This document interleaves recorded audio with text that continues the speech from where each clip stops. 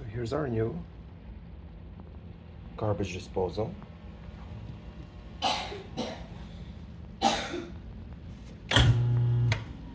This is how it sounds. Very quiet.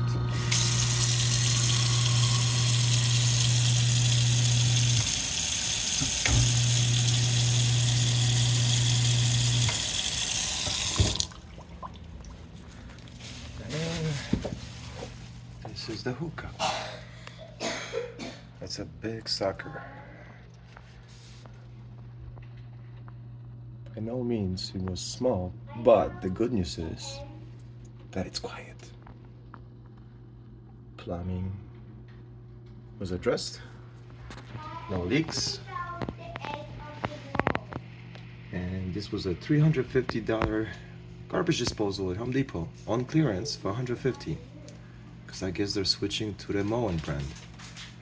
This is nice.